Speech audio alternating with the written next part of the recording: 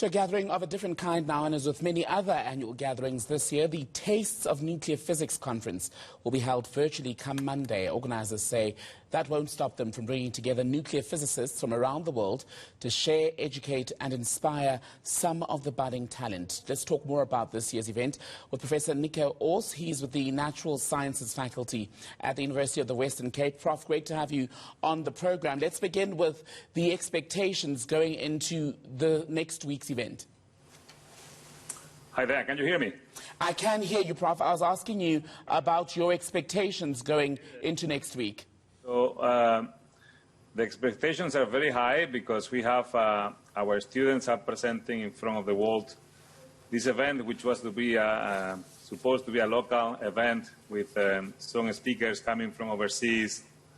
That's how we started at the beginning, but this has grown. Last year we have an international conference at the University of Zululand, and we have like 200 people in the conference, and most of them they were students from the University of Zululand. And this year, because of the pandemic, we have gone more globally, and now we have almost 500 participants from all over the world. We have opened it up to students from India, the UK, Canada, and obviously our students here in South Africa who are being exposed by the best scientists in the world. You know, what we are bringing the latest leading authors in the top papers and top books, supporters of the Nobel Prize winner, Rutherford medalist. You know, the scientists that we are bringing this year, we have like 50, 60 speakers, and they come from from Australia. We start with Australia because of the time zone, and then we end up in Vancouver, in Canada, or in Berkeley, in San Francisco, you know.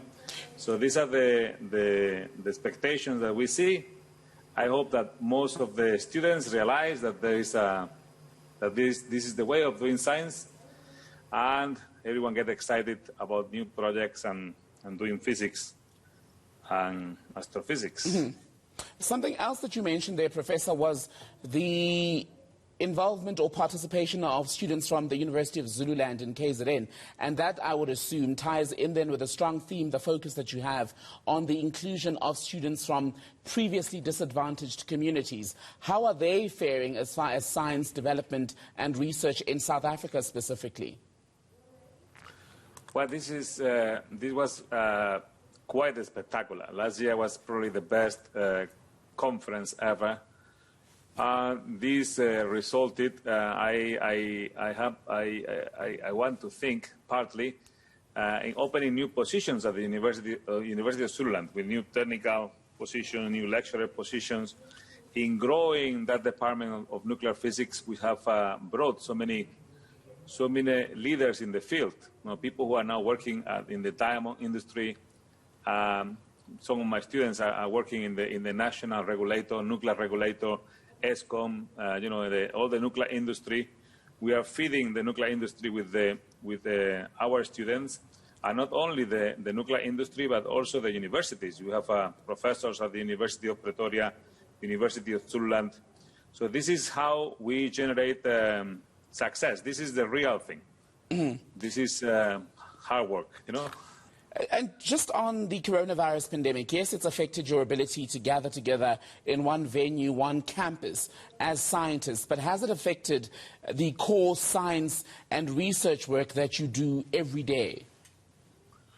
So, but I have to tell you that we have had group meetings since the beginning of the lockdown every week, 2-3 times per week. So our students at some point they were living in the house in the rural areas, so they didn't have access to this to our supervision, but now they have. So there were some casualties, some losses of time. However, we have kept running as much as we can. And to be honest, this pandemic has created new opportunities. We have I don't know if you know, but I have published a paper on the top mathematical journal about the global analysis of the COVID-19 pandemic. It is published recently in Applied Mathematical Modeling, which has a very high impact factor of almost 4. So with collaborators in the world, we have developed new methods, new models who can predict the pandemic. Second wave, we are predicting, we was the other day in the Times Live, in the Sunday Times, our latest predictions.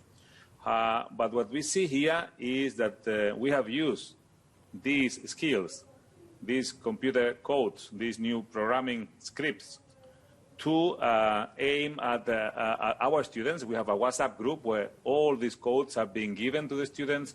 They are learning Python, they are learning Fortran, they are learning C++, they are learning programming that is done at CERN, at the big accelerator in Switzerland.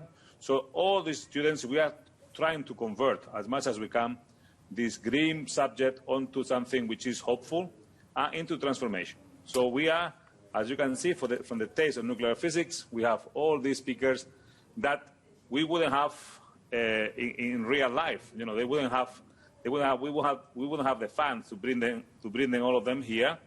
But we have them here, and we have coffee breaks with them, virtual coffee breaks, so the students can meet with them. And we have, as I say, as you can see in our program at the taste of nuclear physics, if you Google nuclear.uwc.ac.za and go there to taste, you can see the huge program with everyone. You know, we have, I don't know, lots of countries also. You can see also the flags of almost 20 countries there involved in this event. South Africa is leading it. The University of the Western Cape is leading it. But this is a huge international collaboration because we don't only do our physics here, but we also go to places. We have run experiments at CERN. We have run experiments at Triumph in Canada, in Munich, Germany. So our students get exposed. They go for training at York, at the University of York for highly skillful training through a grant that we have with the UK, through the Science and Technology Facilities Council in the UK. They give us money to build, partly with UWC and University of Sutherland, the two very state-of-the-art laboratories. We call them Mandela, the Modern Africa Nuclear Detector Laboratories. One is here at UWC, and the other one is at Unisulu. And these students, again, they get trained on how to do particle detectors. This opens up new possibilities. I don't have much of a brain that's wired for maths and science, but what I can tell you that you as scientists and us as broadcasters have in common is that given a platform, we could go on all day about our passions. But thank you so much for being on eNCA tonight.